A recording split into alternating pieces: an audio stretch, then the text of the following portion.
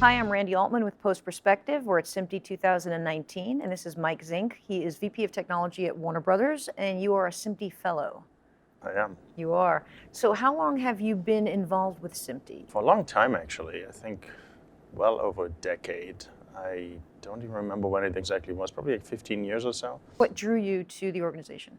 I started getting involved in a former job of mine when I was a Technicolor, and we were getting involved in a lot of the digital cinema stuff. And it kind of like helped me get involved in SMPTE, where a lot of these standards were being formalized and being able to really get up to speed on it, talk to the right people that are actually involved in this, with a lot more expertise than I had at the time. And that really helped kind of get me up to speed, get me more involved in it, and yeah, just was really helpful finding the resources that you're really looking for. And you sort of dove in head first, and you've been writing papers, including one that's recent. There's going to be a session on it later today. Can you talk a little bit about what that paper is? We're trying to kind of submit a paper in order to kind of like share some of the tests and experiments that we've been doing at Warner. Yeah, just being able to kind of like give back a little bit and get the feedback from the SMPTE experts as well. The paper this afternoon is about, we did some tests for the last year or so.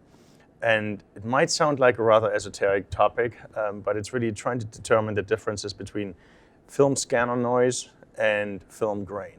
And when you look at an image and you take a film and you scan it and you see it, especially in HDR, oftentimes you see a lot of noise going on. And a lot of people are like, I don't like this, I don't like that. We had some filmmakers point out to us that there is more going on than just regular film grain. There's some other digital noise, is how they called it. And that got us curious. And we started looking into that, and we realized, indeed, there is something else going on, and it's really some sort of digital noise that the scanners introduce as you're going through that process. And as we looked into that, we noticed that a lot of these things, you don't necessarily see them in SDR images. That's why it's always been kind of like this hidden thing, and we never realized it was there. But when you go into HDR mastering, now suddenly you have more luminance, you have more contrast, and that digital noise becomes a lot more visible. And the real difference between the two is film grain is something that's desired. It's something that the creatives want. They pick a certain film stock in order to have a certain artistic feel for it. Whereas the scanner noise is just this really annoying, very high frequency type of stuff going on there that's very distracting from the image.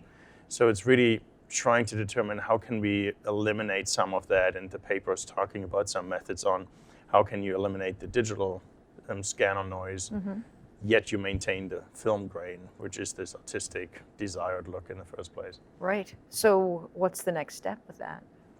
And the next step is to kind of like have a conversation with some of the scanner manufacturers to see if some of these methods, number one, to validate that they're actually true. We use a lot of film test strips in order to look into that. We probably want to do some more tests with different scanners, and then kind of take a look into whether or not some of these methods can be implemented to kind of like help our masters become more pristine, look better, and have a more optimized flow, and use technology in order to help the creative community, essentially. We also were going to talk about Filmmaker Mode. Can you explain what that is? It kind of like goes along the same lines in terms of using technology that we have in order to help the creative community. And what we did there is, as part of the UHD Alliance, we launched that mode in late August, I believe. And it's really the idea of having a signal going to a television set and telling the TV to put it in the right mode for movie and TV content. Oftentimes these TVs, when you take them out of the box, they have motion compensation on, so they have sharpening on, a whole bunch of other processes that are really useful for certain types of content, but they get in the way for movie and TV episodic content.